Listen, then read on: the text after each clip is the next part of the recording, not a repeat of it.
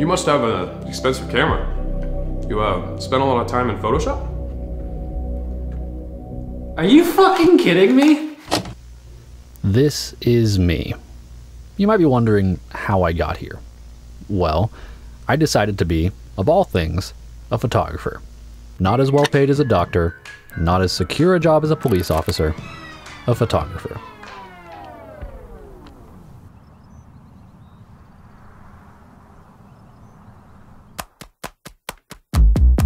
I think photography is amazing. It gives me a reason to travel the world and unravel it with my eyes.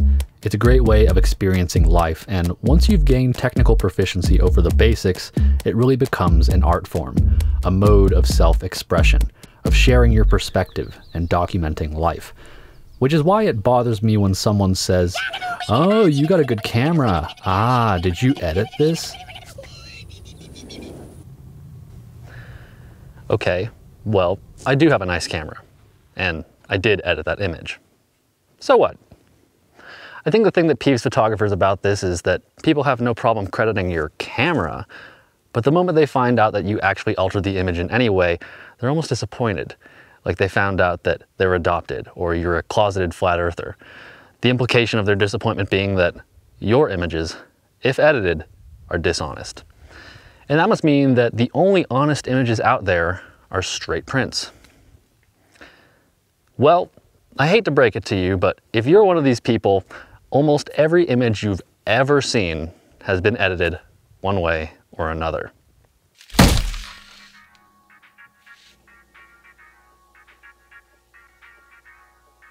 Let's try that again. They've been naughty.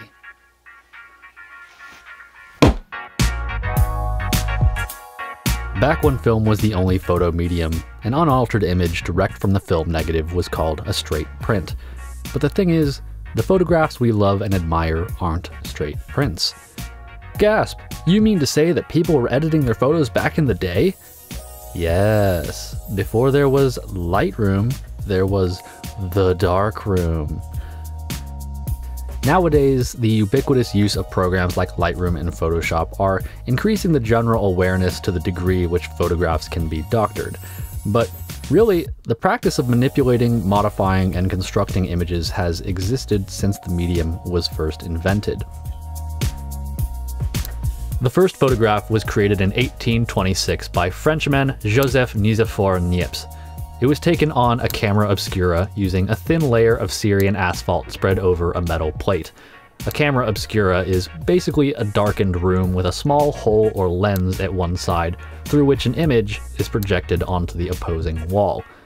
Now, despite being taken in direct sunlight, Joseph's photo took over 8 hours to fully expose.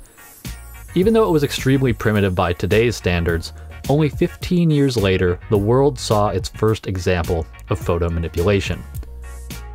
In 1841, Calvert Richard Jones shot a photo of 5 monks on a roof in Malta using a calotype, which was an early photographic process created by William Henry Fox Talbot using silver iodide-coated paper.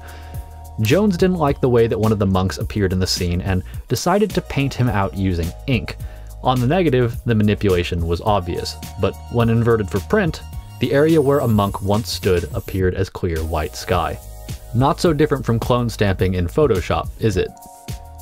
In subsequent years, photo manipulation only became more popular. Take for example this iconic image of Abraham Lincoln from 1860, which isn't really a photo of Lincoln at all, rather a composite of Lincoln's head on another politician, John Calhoun's, body. Or this image of General Ulysses Grant in front of his troops in Virginia from 1864, which is also a composite. The background being one image, the horse and body of General Alexander McCook being another, and General Grant's face being pulled from a portrait. As time went on, photographers devised a continuously increasing array of techniques for manipulating their imagery, including printing, compositing, overpainting, airbrushing, and multiple exposures. But they didn't just develop methods of altering the subject matter, they also conceived of ways in which to manipulate the contrast and luminance values themselves.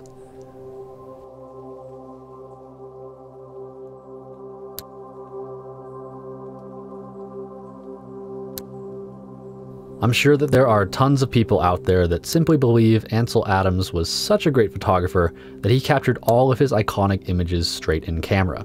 No editing required. But he would be the first person to tell you that that isn't the truth. To quote the man himself from his 1984 book, The Negative, Ansel said, "Many consider my photographs to be in the realistic category. Actually, what reality they have is in their optical image accuracy. Their values are definitely departures from reality. The viewer may accept them as realistic because the visual effect may be plausible, but if it were possible to make direct visual comparison with the subjects, the differences would be startling." Take a look at this image. This one's titled Moonrise, Hernandez, New Mexico, and it's one of Ansel's most well-known images. For me, when I look at it, I'm struck by the clarity and depth to the church and cemetery in the foreground. The crosses and headstones stand out among the dark, and the buildings have a graceful balance of light and shadow. These foreground elements beautifully contrast the brilliantly illuminated twilight clouds and the abyss of black sky above that's punctuated by the bright and rising moon. It's an elegantly exposed image, especially when we consider that Ansel took this image without his light meter, calculating his exposure using only the luminance of the moon, which he knew by heart. But this image was crafted just as much as it was captured. This is a straight print of the same image. Strikingly different, right? Notice the complete difference in contrast between the two. The sky on the right appears to drop off into infinity, whereas the sky in the original reveals wispy cirrus clouds above the moon. The foreground in the original is lacking the contrast and depth of the final print, and overall, the whole image comes off remarkably flat by comparison. We could dedicate a whole video to dissecting the differences, both obvious and subtle, between these two different prints. But I think we can all agree on one thing. Ansel didn't get that result by cranking the contrast slider in Lightroom. Even though he approached his subjects as a conservationist and documentarian, he was also very much an artist. And just like so many of us, he desired to express himself and use his work as a way of moving others. He accomplished both remarkably, as he was a master of his craft, particularly in the darkroom, because while his images were captured in the field, it was there that he chiseled his marble. Two of his essential tools for doing so were dodging and burning, the act of darkening or brightening different parts of the image by selectively adding or withholding light when printing an image on a darkroom enlarger. Traditionally, dodging would require obscuring light from the enlarger using a card or opaque object to decrease the luminance of a selected area, while burning would require the reverse, to add light and increase the exposure of certain areas. These techniques are still honored today within programs like Photoshop, with their digital tools that perform similar functions and have the same name.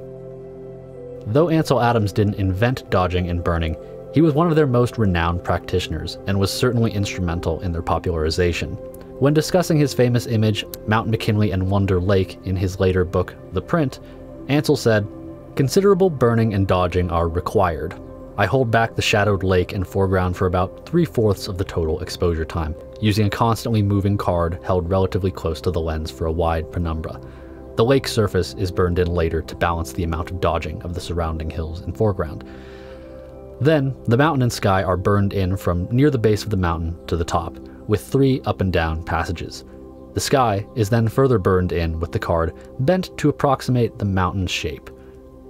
The upper left corner area and the upper right corner and edge areas receive additional burning. The degree of dodging and burning required is explained by the fact that the contrast of the mountain and sky is quite low, while the all-over contrast of shadowed lake and mountain is high. Used a rather high contrast paper, Oriental Seagull Grade 3. Had the sky and shadows on the mountain been free of mist, the filter would have assured ample separation of values for Grade 2 Seagull." Now, there is a lot we could unpack from this statement, but for our purposes, I think that there are 2 main takeaways. First, there was an incredible amount of deliberation that went into the crafting of his images, even down to the contrast of the paper he was using. He knew exactly the effect he was going for and how he was going to get there. And second, Ansel never claimed to be a purveyor of straight prints. He viewed manipulation not as optional, but as a necessity for his artistic process.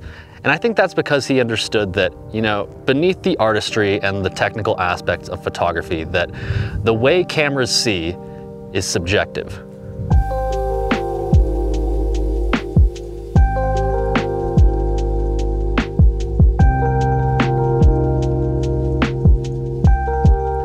Have you ever been struck by something so visually stunning and then been underwhelmed by the image you took of it? I certainly have. The human eye and camera function differently and see the world in different ways. Cameras see in 2 dimensions. We see in 3. Cameras are bound by the constraints in which they render images, whether that be the medium of film or a digital sensor. And we are similarly bound by the constraints of our biology. As I see it, the main similarity that the human eye and camera share is that the images they create are but interpretations of the visible spectrum. Both the camera and the human eye are bound by the limits of their hardware. For example, most of us fortunate to have been born with fully functioning eyes are trichromats, meaning that we have 3 different sets of cones in our eyes that allow us to perceive what we call the 3 primary colors, red, blue, and green. Meaning that of the visible spectrum of light, we perceive and interpret everything into only 3 colors. By comparison, dogs, which are dichromatic, interpret the visible spectrum into 2 separate colors, while mantis shrimp, on the other hand, interpret the visible spectrum through 12 channels of color. So to prevent us from going on a huge tangent, I'm not going to dive into that, but I did want to bring it up because I think it highlights something important, that vision is indeed subjective, whether you're a dog, a cat, a mantis shrimp, a camera, a human, or anything in between. So, who decided that the camera was the authority on how things ought to look? This idea that the camera is, you know, takes the most accurate representation of something and spits it out as an image is just grounded in baloney, because they see things just as subjectively as we do. And even if we did live in a world where we had a camera that could take the most 100% accurate, real image of something, would we want that? Because to me, that sounds like a world where photography is largely devoid of the things that make it so special to so many people. You know, the flavor, the flair, the character, the creative expression involved in making it. Because as ubiquitous as the term capture is within the photographic vernacular, a great image, more often than not, requires not only to be taken, but to be created.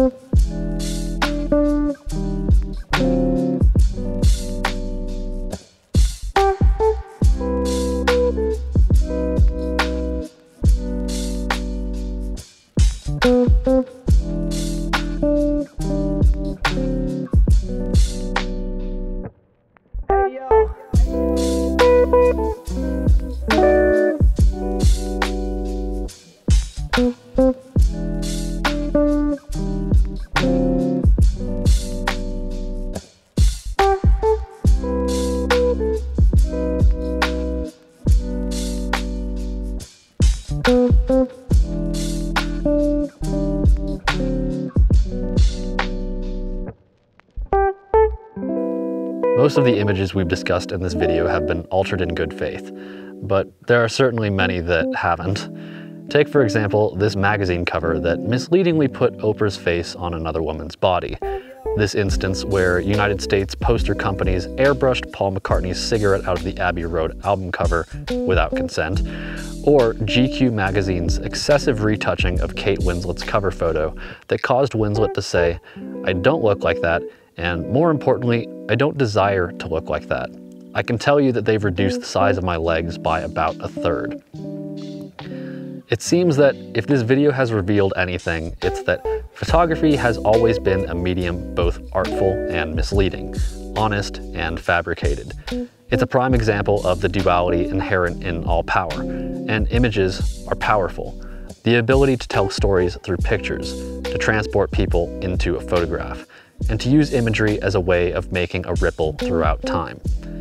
We may live in a time where we scroll past a massive amount of images daily, but don't let that trick you into thinking that your images aren't powerful. And with great power comes great responsibility. Responsibility in photography is a topic that you could examine in a million different ways, but when it comes to editing, I think we can take another note from Ansel Adams.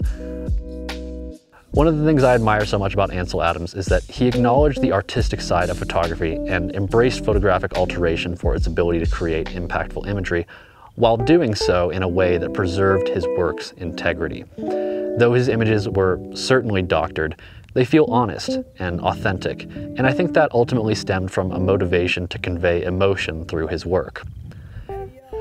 Now, of course, it's easy to use Ansel Adams as the poster child for honest photographic editing.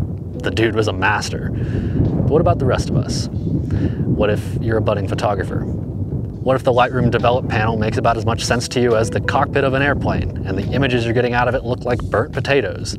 Does this make you dishonest? A public enemy? A disgrace to photographers everywhere? No, of course not.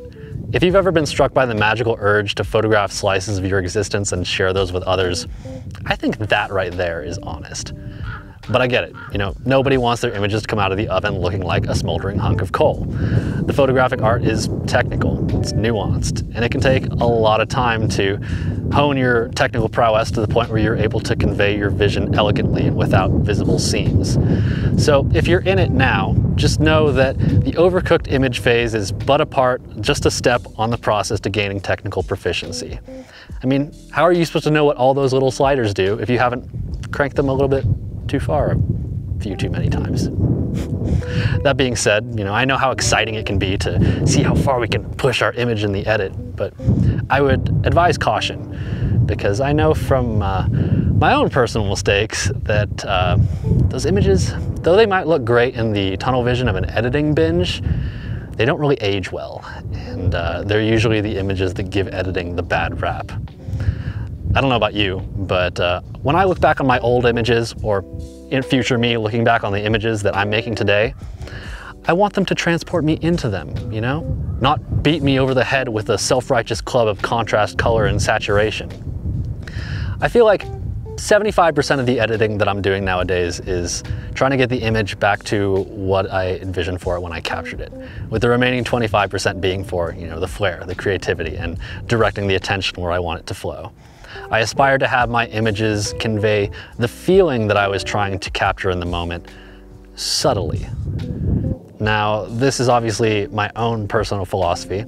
If you don't know me by now, hi, I'm Cody, and I most certainly would never want to discourage anybody from discovery or experimentation.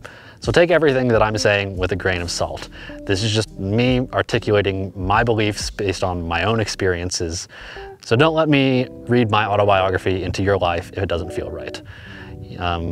Because, even though I might find it not only tacky, but astronomically impossible to have a giant full moon in the middle of the western horizon of a supernatural sunset, art is about creating what you feel called to, and no one, including myself, can tell you what you can and cannot do. However, I would like to encourage you to ask yourself, what kind of characteristics do I want to embody in my work? How do I want my images to make people feel? And how can I do so in a way that is going to age like fine wine? Because as John Keats wrote in his poem by the same name, a thing of beauty is a joy forever. Thank you for watching. I'll see you next time.